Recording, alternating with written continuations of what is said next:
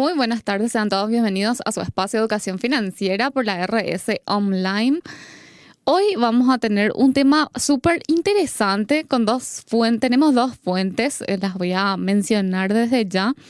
Una es la Bolsa de Valores de Asunción, que nos enseña didácticamente las fuentes de financiamiento, cómo funciona la Bolsa de Valores. Muchísimas cosas interesantes tiene para poder enseñarnos y a su vez lo vamos a desglosar por un artículo que lo encontramos en www.cnmv.es, que es la Comisión Nacional de Valores en España, que tiene mucho más desglosados algunos términos que nos pareció bastante interesante para compartir con ustedes. Así que si estás pensando en invertir, si quieres saber cuáles son esos instrumentos, cómo funciona, entonces acompáñanos el día de hoy para poder desarrollar este tema. Y ya nos vamos a ver preguntas y respuestas sobre inversión. Y tenemos que empezar a conocer, en especial, lo que se cotizan en bolsa de valores. Y vamos a conocer algunos términos inicialmente. ¿Qué es un emisor? Para la bolsa de valores, un emisor es la empresa, ya sea privada o pública, nacional o extranjera, que necesita recursos para financiarse. Para ello emite valores, ya sean estas bonos, acciones u otro tipo de instrumentos en el mercado de valores. Entonces, ya seguramente ustedes han oído hablar de empresa X tal, Saeca, empresa tal, ha emitido acciones para la venta. Entonces, a eso se refiere, eso sería una empresa emisora. Ahora bien, los inversionistas, ahí ya es más fácil, es la persona natural o jurídica que tiene recursos excedentes y busca obtener fondos sobre su inversión. Para ello compra, ya sean estos valores, acciones, en el mercado, buscando, por supuesto, algún tipo de ganancia, de rentabilidad que le pueda dar ese instrumento. ¿Qué son los mercados primarios y secundarios? El mercado primario es el mercado donde las empresas emisoras captan dinero a través de la emisión de valores, que son adquiridos por los inversionistas. Y el mercado secundario es el mercado donde los inversionistas realizan las transacciones de compra-venta con los valores previamente adquiridos en el mercado primario, con el fin de hacer líquida su inversión. Vemos que son dos tipos de transacciones diferentes entonces. En el mercado primario generalmente es entre empresas privadas y la bolsa de valores. Y el segundo sí ya intervienen el inversor, por así decirlo, el comprador final o el inversor final, por así decirlo. Recordemos en nuestra clase del año pasado en relación a inversiones, hacíamos dos tipos de aclaraciones. Que cuando sos comprador o inversionista en bonos, estás comprando una deuda. O sea, es como que vos le diste un préstamo ¿para qué? Para que te genere un interés, que cuando te devuelvan tu dinero te puedan devolver con intereses, ya sea en el momento o en forma mensual o trimestral en relación estamos hablando de los intereses a devolver. Y cuando estás comprando acciones, te volvés propietario. ¿Sí? Entonces, esa es la diferencia entre bonos y acciones. Bueno, y estos bonos, primeramente vamos a hablar del sistema de trading, que es el sistema de comercialización, básicamente. ¿Cómo funciona esto? Dice que las negociaciones ya no se hacen mediante el pregón de viva voz en la rueda de bolsas, sino a través de ingreso de ofertas en la pantalla de negociación con las que los operadores de la casa de bolsa se conectan desde sus oficinas o donde se encuentren para ver las ofertas en el mercado. Las ofertas que coincidan en precio se cerrarán automáticamente. El sistema electrónico de trading permite la publicación al mercado de las ofertas de compra y venta de valores, la evaluación de las mismas y el cierre de las operaciones por medio del calce automático. Solo accederán a ella los operadores de casa de bolsas, quienes pueden hacer el seguimiento de sus clientes inversores directamente desde sus oficinas mirando el desempeño del mercado según la pantalla de negociación. Entonces es muy interesante. Este sistema de trading nos explica otra vez cómo funciona en relación al sistema primario y mercado secundario. Nos dice que estas herramientas financieras para poner en el mercado a la venta se hace primeramente a través de estas casas de bolsas. Sería una negociación entre empresas para colocar estos instrumentos financieros en el mercado como una oferta.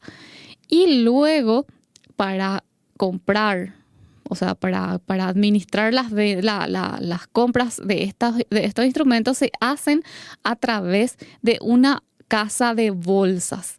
Entonces, lo primero que tenemos que hacer es preguntar un poquito si esta casa de bolsas está habilitada por la institución por la cual deben estar regidas, controladas y habilitadas para su funcionamiento.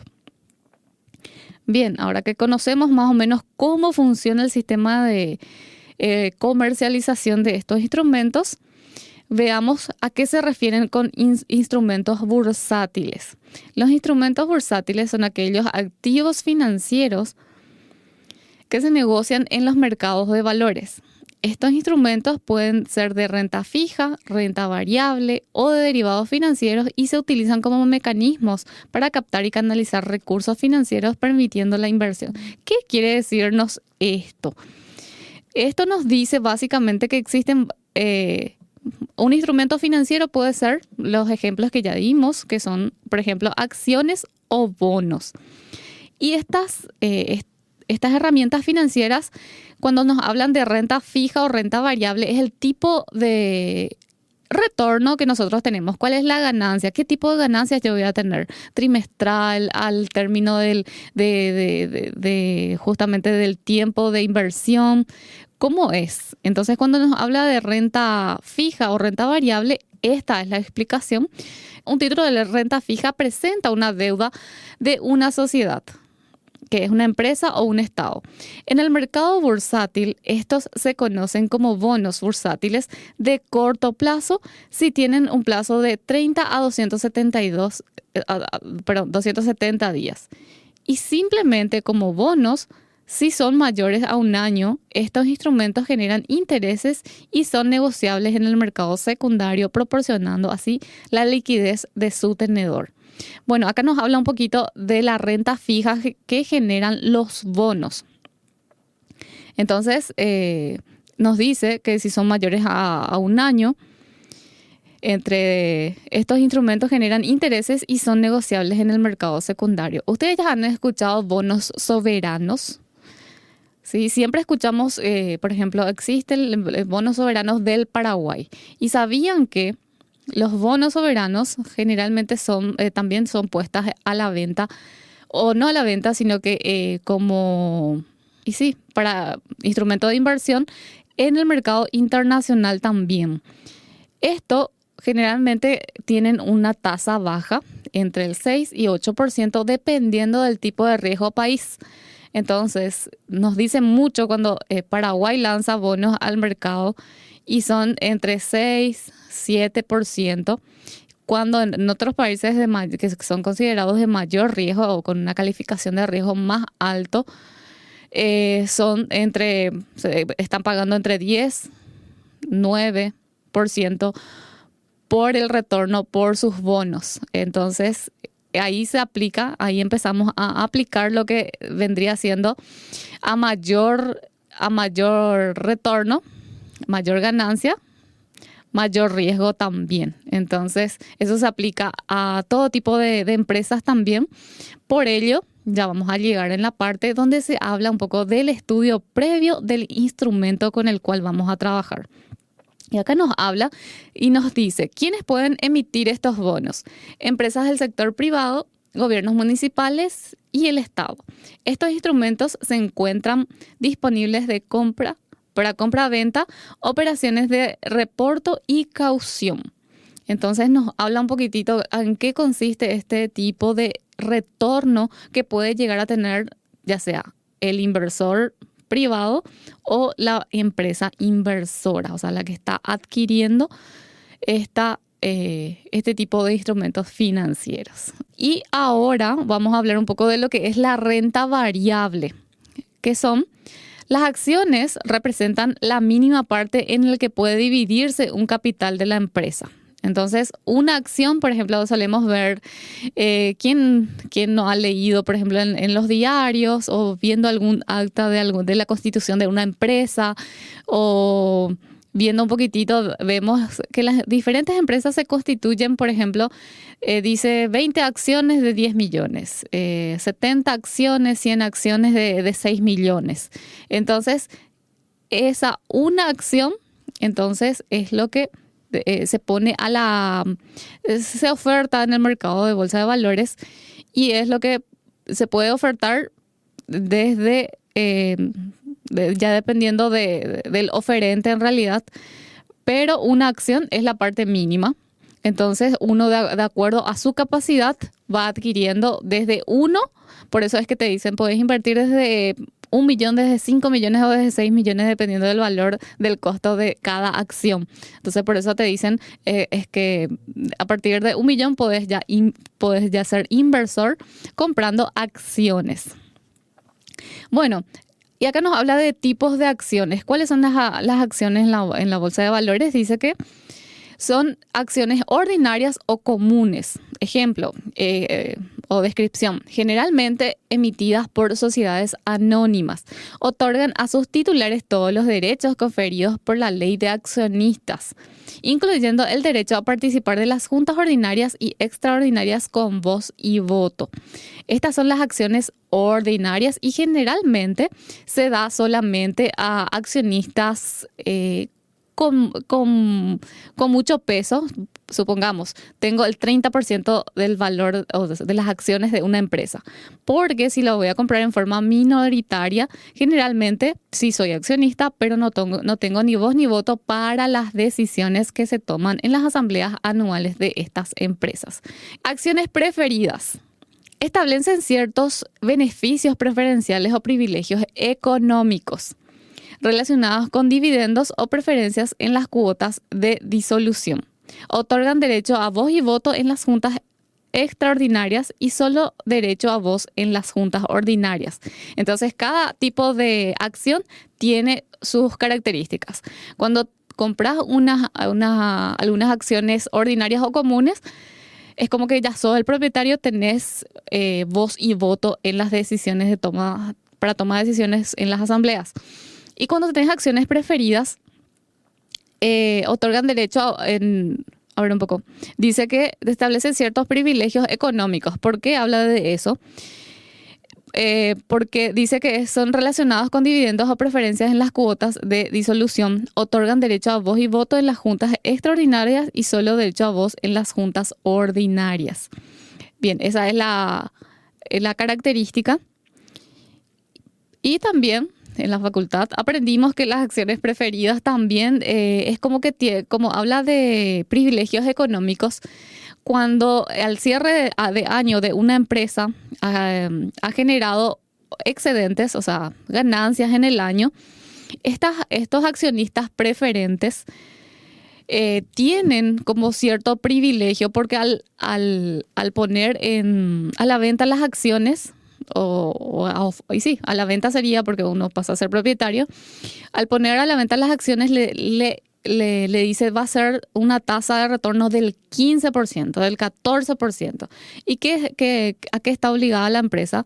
A que efectivamente el 14% de rentabilidad de la inversión se le pueda dar efectivamente al inversionista con acciones preferidas. Entonces se toma el excedente y se divide entre justamente los accionistas con preferencias, dejando al último al accionista ordinario que se queda con el resto. Eso fue lo que me explicaron en la facultad. Las acciones pueden ser emitidas al portador, a la orden o ser nominativas. Son libremente negociables en la bolsa. También nos habla de cuota o parte de fondo de inversión, que es los famosos fondos de inversión. Representa un porcentaje de participación de un accionista en el fondo de inversión. No nos detalla mucho, pero más adelante vamos a ver un poco los fondos de inversión.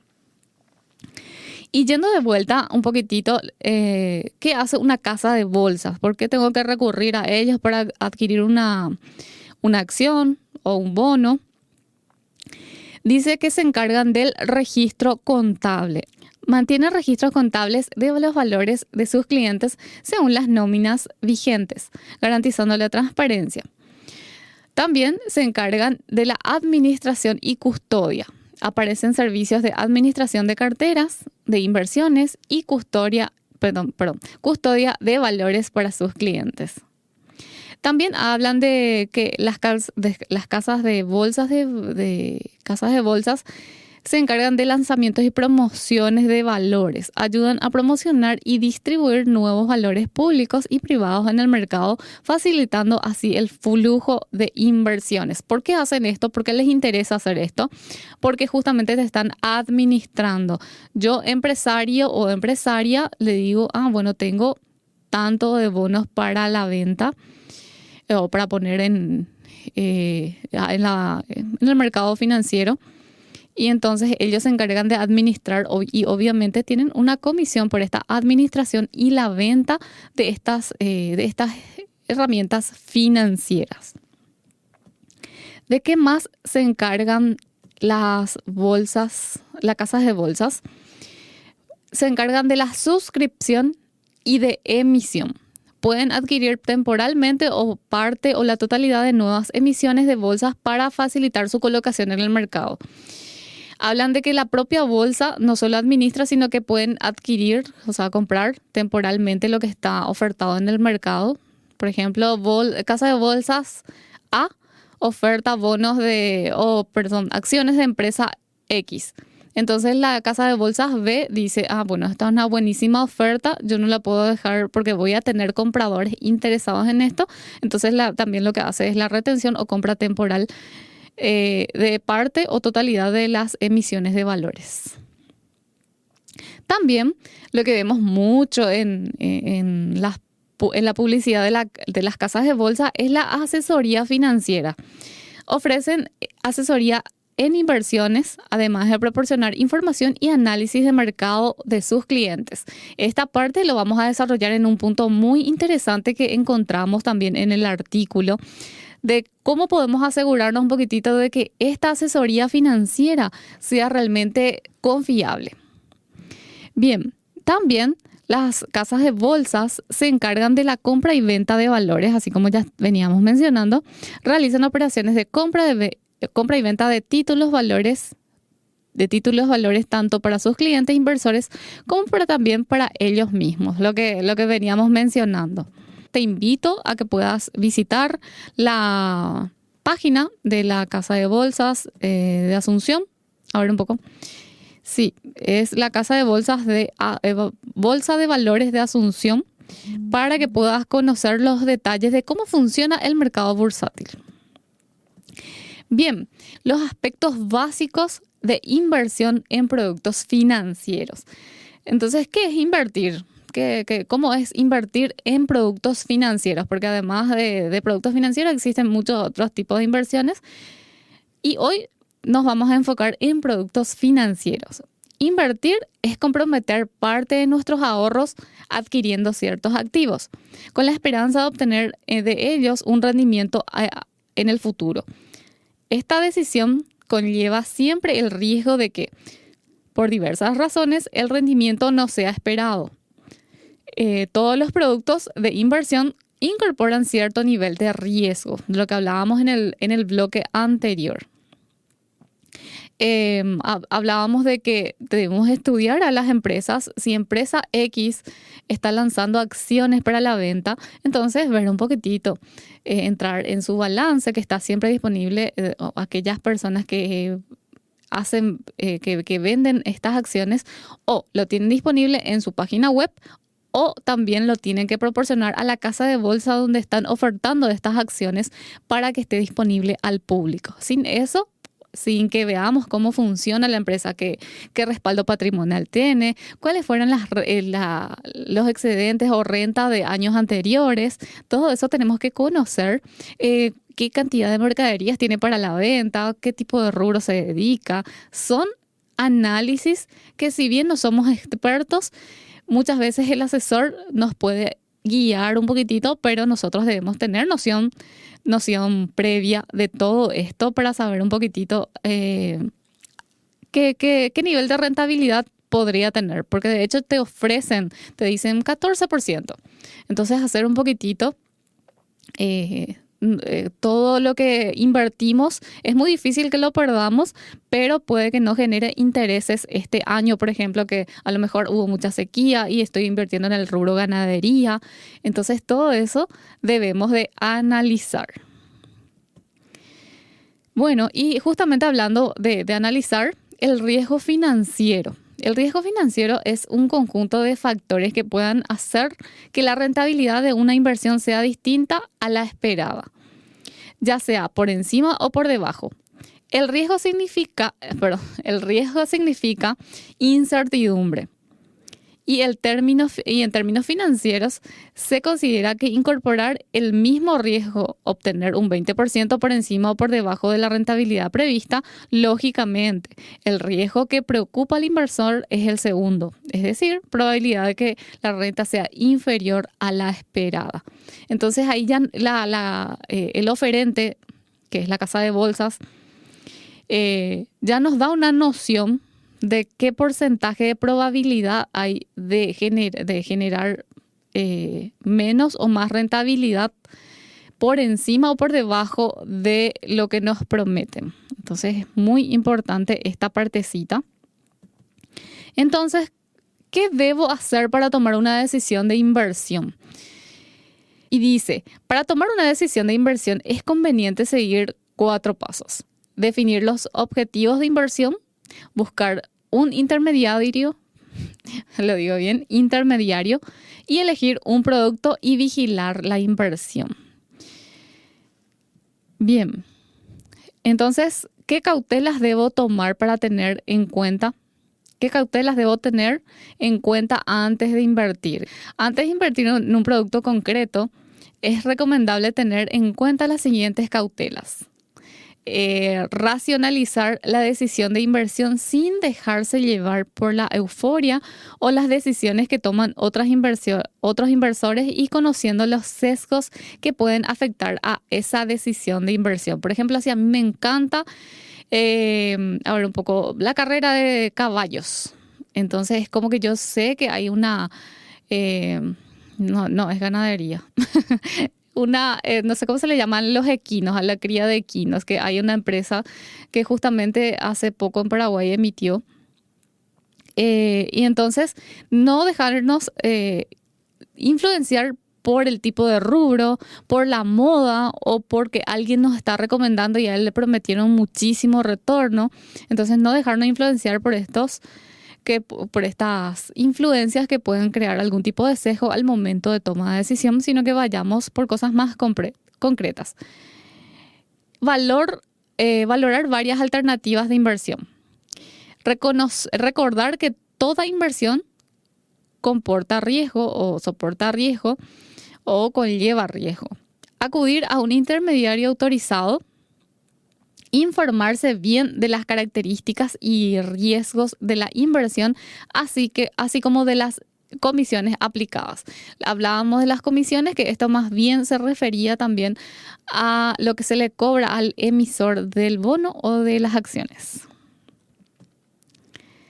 Bueno, y acá nos habla con más precisión de qué es una acción. Una acción en la parte de inversión. La acción es un valor que representa una parte proporcional del capital social de una sociedad anónima.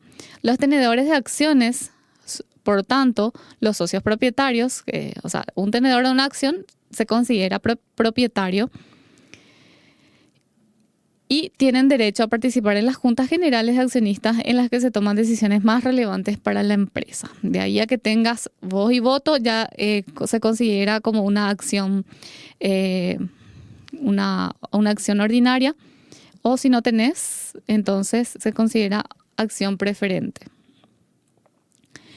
Bueno, y ahora nos preguntamos, entonces, ¿qué son los fondos de inversión? Hablando un poquitito de otro tipo de instrumentos, ya hablamos de bonos, ya hablamos de acciones y tenemos que hablar de los fondos de inversión, que tanto, ahora sí, esto es un instrumento que sí se tiene bastante más difusión, pero no así en detalle de cómo funciona o qué sería.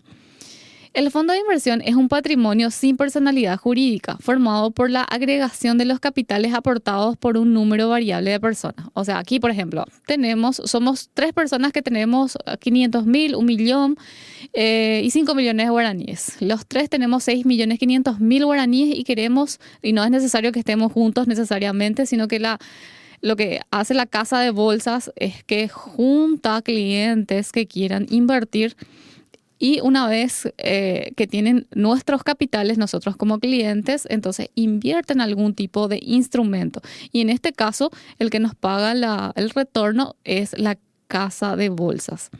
El fondo de inversión se relaciona con los participantes intermediarios de mercado o mercados a través de una sociedad gestora y una entidad depositaria. La sociedad gestora toma las decisiones de inversión y ejerce todas las funciones de administración y representación del fondo, exactamente como veníamos mencionando. Entonces no es que yo voy a, así como en las acciones, por ejemplo, que te sale una oferta por dar un nombre, Chacomer. Chacomer lanza ofertas de acciones de tantos guaraníes, tantas cantidades.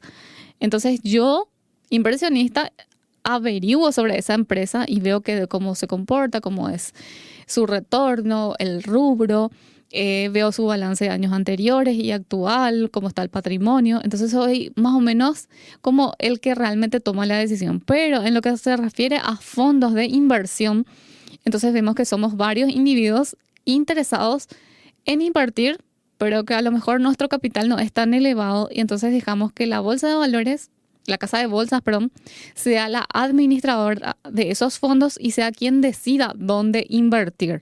Entonces, de ahí en más es que por eso los intereses son fluctuantes. Está desde el 6 a 8% también este tipo de herramientas financieras.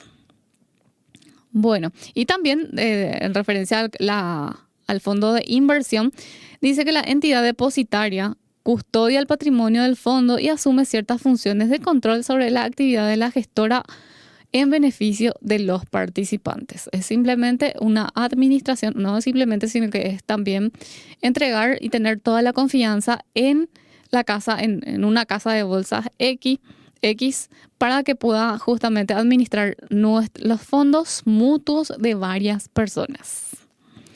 En este bloque queremos hablarle un poquitito de otros aspectos, como por ejemplo que son los clientes minoristas, que podemos ser vos, yo. Dice que los clientes minoristas son aquellos a los que se les supone menos conocimientos y experiencia en los mercados financieros y por ello reciben máximo grado de protección. La inmensa mayoría de los inversores individuales están clasificados por las entidades como clientes minoristas. Y los clientes, a